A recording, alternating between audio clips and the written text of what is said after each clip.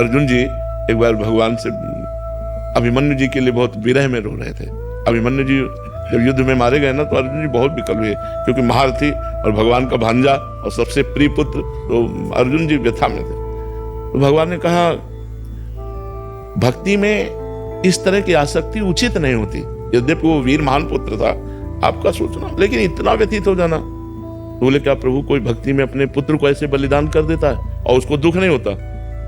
बोले तुम देखना चाहते हो, आओ।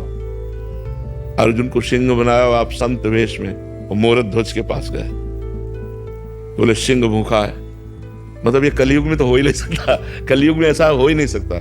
कोई विचित्र कोटि का भगवान का भक्त पैदा हुआ हो तो बात अलग है।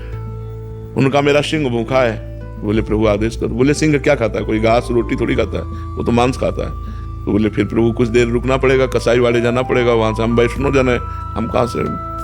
बोले नहीं, आप अपने पुत्र का मांस दीजिए, उसको आरे से चीरिए और चीर करके सिंह को दो।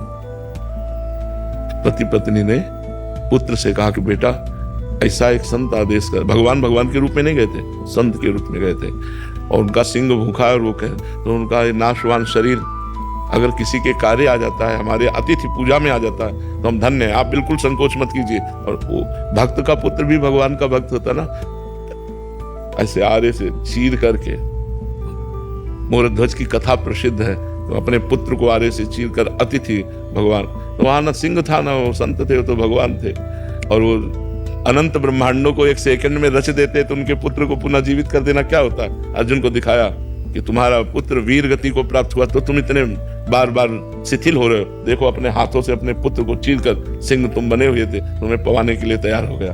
तो जब हमारी शरणागति पुष्ट हो जाती है तो ये स्थिति होती है कि आरे से भी चीरे शरीर को तो भी कोई परवाह नहीं होती। ये बहुत कठिन बात होती है, बहुत कठिन बात होती है। शरीर के राग को त्याग पाना, घर छोड़ दिया, परिवार छोड़ दिया, भोग छोड़ दीजिए, पर शरीर से प्यार ये बना रहता है। तब सच्ची शरणागति तब जब शरीर से प्यार छूट जाए। जैसे गुरु अर्जुन देव जी को इतना कष्ट दिया जा रहा है, तप्त बालू में तपा ऊपर और तवे पे बैठाल करके जलते हुए कह रहे हैं प्रभु का तेरा किया मीठा लागे, तेरा किया मीठा लागे। भला ये मीठा लागने की बात है? प्राण जल रहे हैं, इतना कष्ट है, लेकिन उस कष्ट में भी प्रभु का प्यार देख रहे हैं तो कह रहे तेरा किया मीठा लगे। तो शरणागति बहुत बड़ी चीज है। शरणागति का केवल हम वचन से बोल रहे हैं नाथ मैं आपकी शरण में हूँ। शरणागति का मतलब सर्वस्व प्रभु के नाम कर दिया। अब खेलो जैसा आपका मन हो, आप चाहे पूजा करवाओ इसकी, चाहे आप अपमान करवाओ इसका, चाहे आप फुटपाथ पे रखो, चाहे महल पे रखो, चाहे जो जैसे मना जो प्यारो करे सोई मोहि भावे। शरणागति बहुत बड़ी चीज है, बहुत बड़ी चीज। इसलिए भजन करो तब समझ में आएगी। नीलू अग्रवाल दिल्ली से। राधे राधे गुरु जी। गुरु जी मैंने हृदय से आपको गुरु माना है और आपकी वाणी हमारा मार्गदर्शन करती है। प्रभु जी मेरा मन प्रभु के श्रृंगार में सत्संग में तो लगता है पर रोने का भाव नहीं आता। मन शांत तो है पर विकारों से दूर नहीं। हाँ देखो, रोने का भाव जबरदस्ती रोने से तो कोई बात बनती नहीं। रोने का भाव आना चाहिए, और भाव तब आएगा जब प्यार होता है। या तो हमारा प्यारा मिले और या फिर प्यारे के मिलन में तड़पे। तो अभी हमारा प्यारा शरीर है, हमारे प्यारे बच्चे हैं, हमारा प्यारा पति है, हमारी प्यारी इच्छाएं हैं। अभी प्यारे प्रभु नहीं होंगे, तो जब तक प्यारे प्रभु नहीं होंगे तो रोना कैसे आएगा?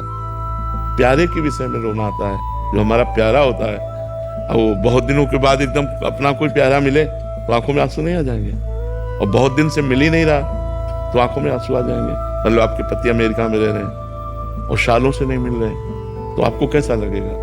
जब आपको एकदम अपने पति के प्रेम की बात याद आएगी ना, तो आपको ऐसा लगेगा या तो मुझे बुला लो या आप आ जाओ, और विकल हो जाओगे आप और रोने लगोगे। नहीं चाहिए मुझे पैसा, नहीं चाहिए सुख सामग्री, मुझे आप चाहिए। आप कब मिलोगे, कब आओगे? तो अंदर जो फिर आपका रोना शुरू हो जाएगा। नहीं हो जाएगा? ऐसे भक्त का होता है। जीवन हो गया भजन करते हुए, एक बार भी झलक नहीं दी। अब क्या करूं, कहाँ जाऊं, किसके पास जाऊं? आपके सिवा कोई है? आपके सिवा कोई प्रभु? जहां ये बातें अंदर चलने लगती तो उसका हृदय तड़पने लगता है, फिर वो रोने लगता है, प्रभु मैं बाप के बिना जी नहीं सकता ना, अब आप आइए, आप कहाँ हो प्रभु, आप कहाँ हो? वो अंदर तब रोना आता है। बनावटी रोने से बात थोड़ी बनेगी, वो अंदर की पीड़ा होती है जो रोना होता है। देखो बनावटी रोने से भगवान मिल रहे हैं क्या? और ईमानदारी से सच्चाई से गोपियां रोई तो उन्हीं के बीच में प्रकट हुए।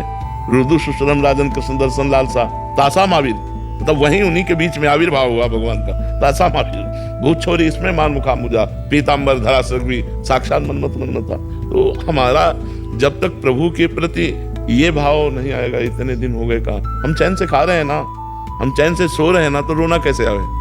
नहीं खान पान ते भावे है, नहीं कोमल वसन सुहावे है, सब विषय लगे ते खा रहा है। हरि आशिक का प्यार होने पर ये बात आती है, आशिकी हरि आशिक का मग न्यारा है। जब हृदय में भगवान से प्यार किया और वो जब मिल नहीं रहे तो नहीं खान पान ते भाव है, अब भोजन अच्छा नहीं लग रहा, अब नींद पूरी रात नहीं आ रही, दरस बिन दुख न लागे नहीं। वो एक स्थिति है, वो भजन से आती है। खूब भजन करो, इसीलिए कह रहे हर बात का उत्तर नाम जप है। आप नाम जप करो, सब इतना रोना आने लगेगा कि आप चाहोगे कि थोड़ा रोना बंद हो जाए तो रसोई बना लें, लेकिन बंद नहीं होगा। प्यार तो हो जाए प्रभु से, और वो नाम जप से होगा, भगवान की लीला कथा सुनने से होगा। खूब नाम जप करो और भगवान के चरित्र सुनो और हर कर्म भगवान को समर्पित करो। आचार्य कमलकांत जी, राधे। मर्जी, क्या एक चिकित्सक जो असाध्य बीमारियों की चिकित्सा करता है उसको विशेष मंत्र साधना के द्वारा विशेष शक्ति प्राप्त कर सकता है वो, जिससे वो अधिक लोगों को जीवन बचा सके, कैंसर जैसी गंभीर बीमारी के रोगों को? प्रारब्ध भोग की औषधि नहीं होती, प्रारब्ध भोग की औषधि नहीं होती। प्रारब्ध भोग जो है वो दंड दे के ही रहता है। हाँ, कुछ प्रायश्चित के रूप में औषधि काम करती है। प्रारब्ध खत्म हो जाएगा तो बिना औषधि के रोग ठीक हो जाएगा, प्रारब्ध खत्म नहीं होगा तो एक से एक दवा चलती रहेगी और उसको कष्ट भोगना पड़ेगा। प्रारब्ध को मिटाने की सामर्थ्य बड़े बड़े महात्माओं में भी नहीं है, यद्यपि वो चाहें तो कर सकते हैं, पर वो नाशवान शरीर के लिए ऐसा क्यों करेंगे? सच्चिदानंद भगवान को जो रिझाने में लगे हैं वो नाशवान शरीर के लिए नहीं। तो बड़े बड़े संतों में, एक बार एक गिरिराज जी में संत रहते थे, तो 108 गोपाल शास्त्र नाम का पाठ करते हुए गिरिराज जी की परिक्रमा, और उनको लकवा मार गया। तो उड़िया बाबा और हरि बाबा बड़े महापुरुष थे, ये गए उनके दर्शन करने के लिए। एकांत में कहा, महाराज आप संकल्प करो तो पूरे विश्व का लकवा ठीक हो जाए, काहे को लकवा लिए पड़े हो? तो उनका, स्वामी जी आप क्या बात करते हो, मच्छर मारने के लिए ब्रह्मास्त्र का प्रयोग होता है क्या? ये लकवा शरीर नाशवान है, आज नहीं तो कल मरेगा, इस लकवा के लिए मैं भजन का संकल्प करूं? कैसी बात करते हो आप हमारी परीक्षा लेते हो, इसीलिए ऐसा प्रश्न करते हो। तो प्रारब्ध भोग बड़े बड़े महापुरुषों ने सहा। तो अब जैसे कोई बहुत बड़ा वैद्य है और वो उपचार के द्वारा, तो वो प्रायश्चित हुआ, वो उस प्रारब्ध का प्रायश्चित बन रहा है, तो धीरे धीरे धीरे धीरे उसका दर्द कम होता है, समय लगता है, और जहां प्रारब्ध खत्म हुआ तहां औषधि काम कर गई, पूर्ण रूप से ठीक हो जाता है। अगर प्रारब्ध नहीं खत्म होता तो बड़े बड़े डॉक्टर पूरा प्रयास करने के बाद उसको बचा नहीं पाते, मरी तो जाता है मरीज, चाहे आयुर्वेदिक डॉक्टर हो, चाहे होम्योपैथिक हो, चाहे एलोपैथिक हो, पूर्ण प्रयास करते हैं पर रोग को काबू में नहीं कर पाते, क्योंकि प्रारब्ध प्रबल है। मरीज को मानसिक शांति के लिए फिर क्या करना चाहिए? दवा। मरीज को मानसिक शांति के लिए दवा उसका प्रायश्चित है। दवा में उसको लग रहा है मैं ठीक हो रहा हूँ, लेकिन प्रारब्ध यदि ठीक होने का नहीं है तो ठीक नहीं। कोई मंत्र या नाम है क्या कि जो मरीज को मानसिक शांति दे सके? हाँ, राधा राधा कृष्ण कृष्ण हरि हरि अच्युत गोविंद भगवान नाम धन्वंतरी जी ने ये शोध करके कि समस्त औषधियों में जो रोग निवारण की सामर्थ्य है उससे बढ़कर अच्युतानंत गोविंद, भगवान के अच्युत है, गोविंद नाम है, ऐसे नामों का उच्चारण करें तो धीरे धीरे रोग का प्रभाव नष्ट हो जाएगा। क्या होगा कि मन आनंद में हो गया तो शरीर रोग ग्रसित बना रहे तो कोई फर्क नहीं पड़ता। नहीं तो दिन भर भजन करने वाले संतों के शरीर में रोग पाए गए, बड़े बड़े कष्ट पाए गए। तो ये बहुत अच्छी बात है कि कोई वैद्य या कोई हितैषी किसी के दुख की निवृत्ति के लिए स्वयं में शक्ति जागृत करना चाहता है, हम धन्यवाद देते हैं दूसरे के हित के लिए। अगर ऐसा, पर ऐसा बड़े बड़े महापुरुषों ने चाहा कि संसार को दुख रहित कर दे, लेकिन असंभव ही रहा, संभव नहीं हो पाया। 2 4 10 हजार 2000 500, लेकिन पूरे संसार को दुख में देख करके वो दुखित होकर ही गए यहाँ से, किसी को पूरा सुखी नहीं कर पाए। क्योंकि कर्म जब तक आपके सही नहीं होंगे तब तक आपको सुख दिया नहीं जा सकता। लाख उपाय करें, हम चाहते हैं आप सुखी हो जाओ, लेकिन आपके कर्म बिगड़े हुए हैं तो आपको कर्म दुख देंगे ही देंगे। तो जब कर्म आपके ठीक हो जाए तो ठीक हो, वो कर्म तब ठीक होंगे जब आप ठीक होना चाहे ना। अब आप संतों के सामने आए तो संत बन करके थोड़ी देर बैठ गए, और कुसंग में गए तो कुसंग कर रहे हैं, गंदे आचरण कर रहे हैं, तो गंदा आचरण तो अपना फल दे के रहेगा। वो रोग, अपमान, विपत्ति, दुख इसी रूप में आता है। तो इसलिए सबको हम भगवान नाम जपने की प्रेरणा करें और गंदे आचरणों से बचने की चेष्टा करें, अच्छा पवित्र भोजन पावे, पवित्र चिंतन करें, तो आज नहीं तो कल वो सुखी हो जाएंगे, ये पक्का विश्वास है।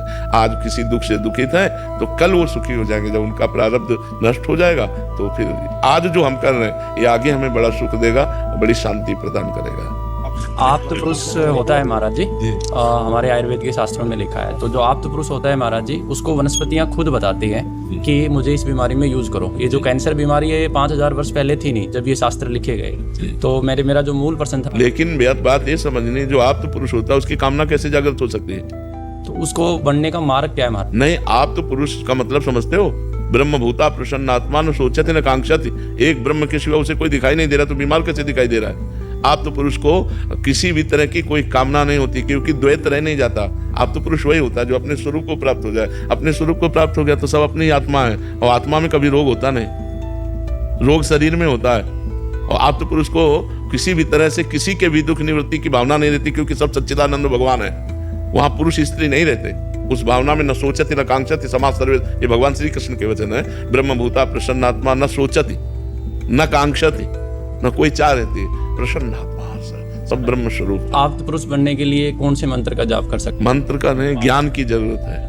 हाँ, शरीर राग, तीनों शरीरों से राग हट जाए तो आत्मस्वरूप का बोध हो जाए। जो आत्मस्वरूप का बोध प्राप्त किए उसे ही आप्त पुरुष कहते हैं। आत्मा राम को ही आत्म पुरुष कहते हैं। जो आप्त काम है, किसी भी तरह की कोई कामना नहीं है, वो शरीर राग से हटने पर होगी। तो वेदांत श्रवण करने से जो फल प्राप्त होता है वही भगवान के नाम जप करने से फल प्राप्त होता है। तो वेदांत के द्वारा चाहे ज्ञान में चलो और या भगवान का नाम जप करो तो अपने आप शरीर राग छूटता चला जाएगा। भगवान के नाम में अनंत नाम है। जो नाम आपको प्रिय, राम हरि कृष्ण, जो नाम प्रिय, सब समान सामर्थ्य देने वाले हैं। जो नाम प्रिय, खूब नाम जप करो। और नाम जप करके अगर चाहो तो किसी को भी दे सकते हो कि 10,000 नाम जप इस बीमार को देते हैं तो वो चमत्कार करेगा। रोग अगर नष्ट होने का प्रारब्ध नहीं है तो उसकी पीड़ा कम हो जाएगी, उसका हृदय शीतल होने लगेगा। ऐसा कर सकते हैं।